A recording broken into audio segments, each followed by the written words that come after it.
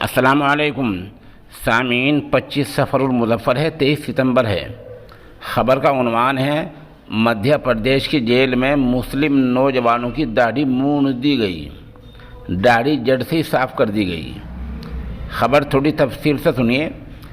مدھیہ پردیش کی جیل میں بند مسلم نوجوانوں کی داڑھی کاٹنے اور مونڈنے کا معاملہ سامنے آیا ہے۔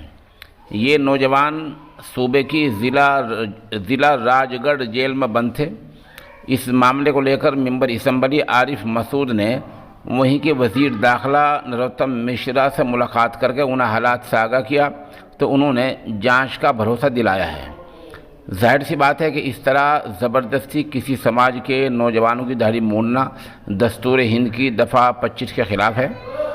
بتا دیں کہ ان مسلم نوجوانوں کے خلاف دفعہ 151 کے تحت مقدمہ درج کیا گیا تھا۔ ان کی ضمانت قانون کی روح سے تھانے سے بھی ہو سکتی تھی، لیکن نہیں ضمانت دی گئی اور ان کو جیل جانا پڑا۔ یہ نوجوان اب جیل سے باہر ہیں۔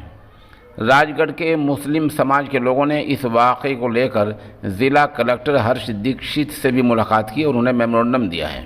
راج گڑھ کے زیرا پور کے رہنے والے کلیم احمد نے الزام لگایا کہ جب اس کو 4 دوسرے نوجوانوں کے ساتھ جیل لے جایا گیا تو وہاں موجود جیلر نے ان کے خلاف پاکستانی اور دہشت گرد جیسے الفاظ کا استعمال کیا۔ ان 5 نوجوانوں میں سے 2 نوجوانوں یعنی کلیم اور طالب کی لمبی داڑھی تھی، جبکہ دوسرے 3 کی داڑھیاں چھوٹی تھیں۔ ان 5 میں سے ایک وحید نے بتایا کہ جب اس کو جیل لے جایا گیا تو جیسے وہ وہاں پہنچا تو اسے مرغا بنا کر مارا پیٹا گیا۔ ان مسلم نوجوانوں نے صحافیوں کو بتایا کہ ہمیں رات کو جیل لے جایا گیا، اگلی صبح ہمیں اپنے بال اور داڑھی کاٹنے کے لیے جیل بلایا گیا۔ ہم نے کہا کہ ہم داڑھی نہیں منڈوائیں گے، لیکن کسی نے ایک نہیں سنی۔ پھر ہمیں بتایا گیا کہ جیل کا اصول ہے کہ داڑھی 1 انچ سے زیادہ نہیں رکھی جا سکتی، اور وہ زبردستی ہماری داڑھی چھوٹی کرنا شروع کر دی۔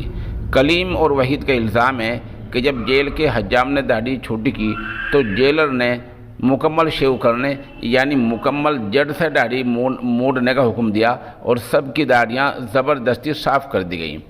یہ بہت سنگین نوعیت کے الزام ہے اور ابھی تک کسی بھی مجرم کو سزا نہیں ملی ہے اور نہ کسی کو اس کے لیے جواب دہ بنایا گیا ہے۔